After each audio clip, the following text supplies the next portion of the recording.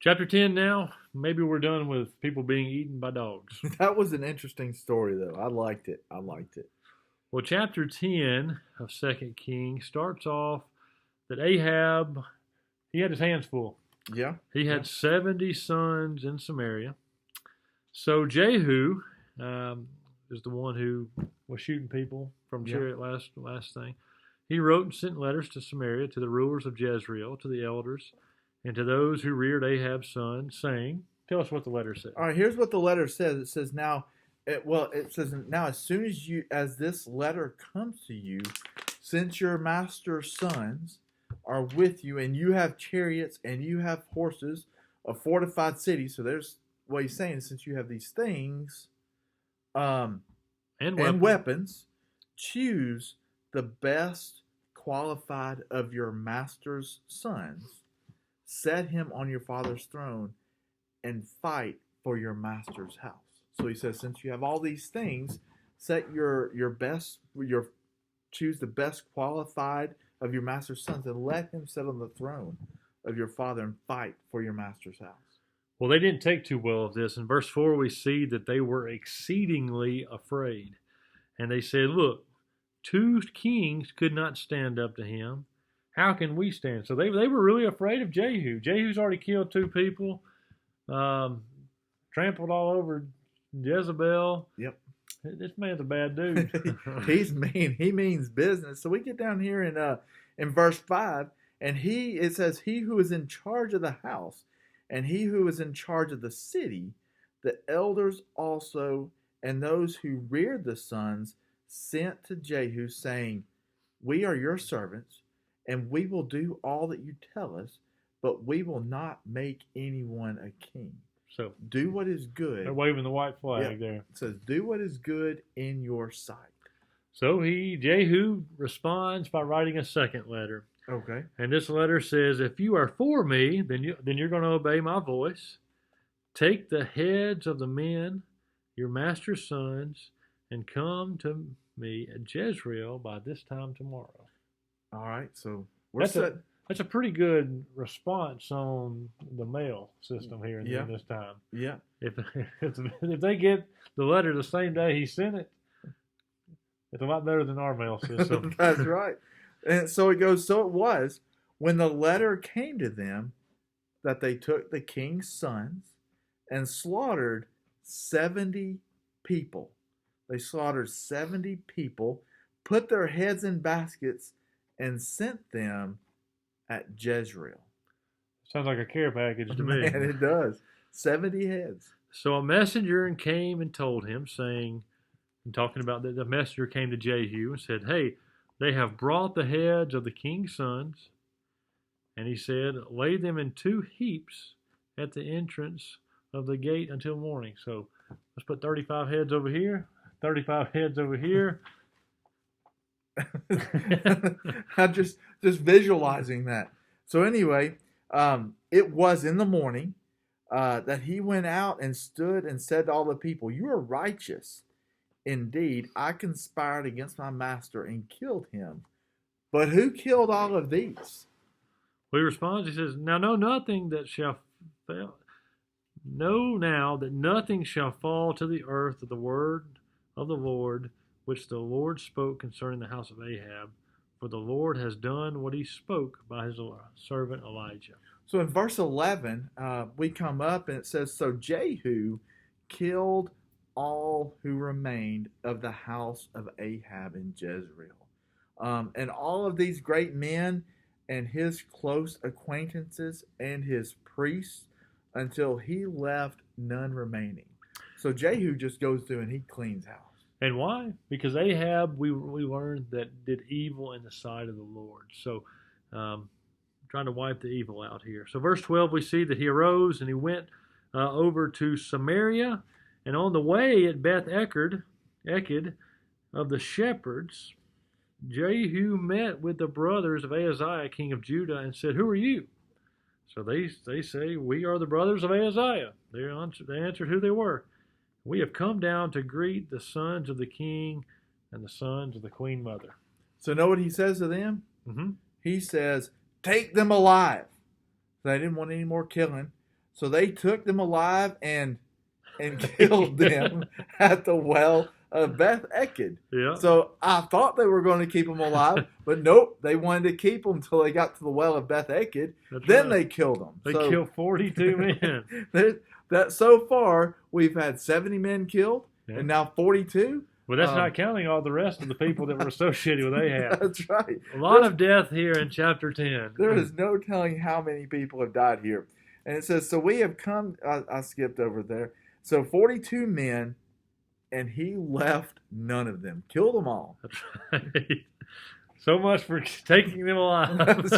Well, take them alive, but they did that until they got to the well of Beth Eked. Then they killed the 42 men. True. So now they leave there in verse 15. And he met Jehonadab, the son of Rechab, coming to meet him. And he greeted him and said, Is your heart right, as my heart is towards your heart?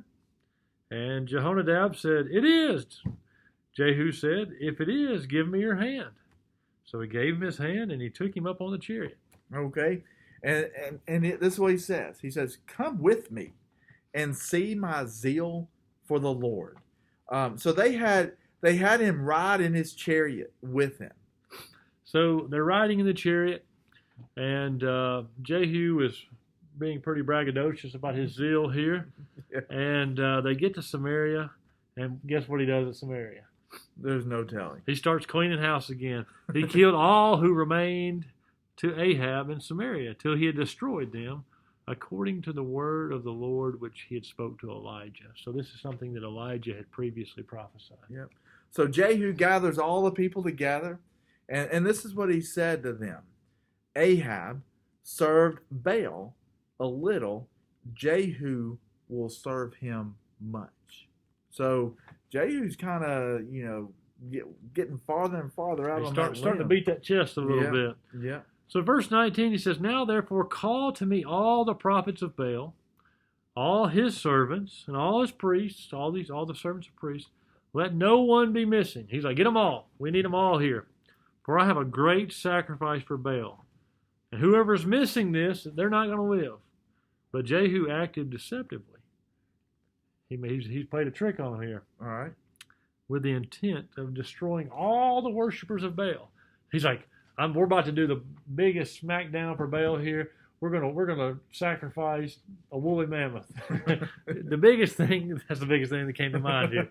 We're gonna sacrifice the biggest thing we possibly can and do a throwdown for Baal. So verse 20, Jehu said, proclaim a solemn assembly for Baal. So they proclaimed it. They did exactly what Jehu asked them to do. So Jehu, he sent, in verse 21, we see that he sent all throughout Israel, and all the worshipers of Baal came. They advertised the big party was about to happen for Baal. And so there wasn't a man left that was not there who was a worshiper of Baal. So they came into the temple of Baal, and the temple of Baal was full from one end to another, sold out. And this is what he says in verse 22. He says, to the one in charge of the wardrobe and one in charge of all the clothes, he says, bring out the vestments for all the worshipers. Bring out the vestments. I'm assuming that's some type of clothes that they had for all the worshipers of Baal. So they brought the vestments out for them. In verse 23, it says, then Jehu and Jehonadab, the son of Rechab, went into the temple of Baal and said to the worshipers of Baal, this is what they said, search and see that no servants of the Lord are here with you, but only worshipers of Baal. Being sneaky, Andy. They're making sure that nobody's in there that doesn't need to be in there. That's right. So they're like, hey, if there's anybody that loves the Lord in here, let's make sure they're out of here so we can have this big party for it's Baal. Only Baal worshipers in here. So guess what? Verse 24, they went in to offer sacrifices and burnt offerings. Now Jehu had appointed for himself 80 men. So he's got 80 men that are on the outside. And he says, if any of the men whom I have brought into your hands escapes, whoever lets him escape, it's going to be his life too. So he's like, y'all guard this place. We don't want nobody getting out of this building. Yeah. All these worshipers Baal need to stay there. Bless you. So it happens in verse 25. Verse 25. As soon as he had made an end to this offering of this burnt offering, that Jehu said the guard and said this to the guard and to the captains. Again, go in and kill them. Let no one come out. And so what do? They killed them with the edge of the sword. Then the guards and the officers threw them out and went into the inner room of the temple of Baal. So again, probably a pretty gruesome scene there. I can only imagine. With verse 26, we see that they went in the inner room, just as you had read, and they brought the sacred pillars out of the temple of Baal, and they burned them. So this was in verse 27, they broke down the sacred pillar of Baal and tore down the temple of Baal and made it a refuge dump to this day. So we got a landfill here. We turned this temple into a landfill. Yeah.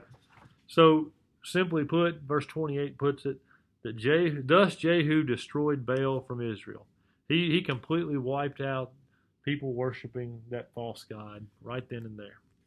But one thing it says in verse 28, it says, however, which however, means something stayed the same. However, Jehu did not turn away. Let me get here, find the right thing. Did not turn away from the sins of Jeroboam, the son of Nebat, who had made Israel sin. That is, from the golden calves that were at Bethel and Dan. So this almost reminds me of on our Bible time stuff, Andy, practicing what you preach. Yeah. This goes back to the verse that we see in the New Testament where someone is worried about the speck in somebody else's eye. Exactly. Whenever he had a log coming out of his own. Exactly. So Jehu was so worried about all these Baal worshipers that he didn't really take a look at his life where he was worshiping golden calves that were back at Bethel and Dan, when he should have been getting rid of those as well and focusing all of his might and focus on the Lord our God. But in verse 30 we see that the Lord said to Jehu, because you have done well in doing what is right in my sight. So God's praising him for the work he has done, and have done to the house of Ahab all that was in my heart. Your son shall sit on the throne of Israel to the fourth generation. So he's promising that his family, his heritage, will be royalty. And then verse 31, it says, Jehu took no heed to walk in the law of the Lord of God of Israel with all of his heart, for he did not depart from the sins of Jeroboam. That's been said twice. So that's going to be a question here, and that's something we need to pay attention to. Did not depart from the sins of Jeroboam, who made Israel sin. So again, Jeroboam is pointed out made Israel sin. Yep, and because of this sin, parts of Israel began to be cut off. We see in verse 32 that the Lord in these days began to cut off parts. And Hazael, we talked about him earlier, he's the one that waterboarded to get his kingship. He conquered them and all the territory of Israel. So, and then it gives us a little geographic waypoint here to get our bearings on. It says, from the Jordan eastward, all the land of Gilead, Gad, Reuben, and Manasseh, for Aurora, which is the river, Arnon, including Gilead and Bashan. So it just says all those things, and that's a good verse to really focus on and get a lot of facts out of. Verse 34, we read a very similar verse to this in chapter 8, I believe, and throughout the book of 2 Kings. It talks about the rest of the acts of Jehu. Are they not found in the book of the Chronicles of the Kings of Israel? So we can find a parallel story to some of these things in the book of Chronicles. That's what that refers to. And in verse 35, it talks about Jehu rested with his fathers, and they buried him in Samaria. And Jehoahaz, his son, reigned in his place. And to wrap up chapter 10, verse 36 says that the period that Jehu reigned was for 28 years. So Jehu did a lot of good stuff in his time on this earth, but he didn't do everything right. We see that he did a little idol worship himself, but he did clean up He did a lot of cleaning up. A lot of killing. So Chapter 10. that's it. That was it. We'll keep on rolling. Look for chapter 11 next. Yep.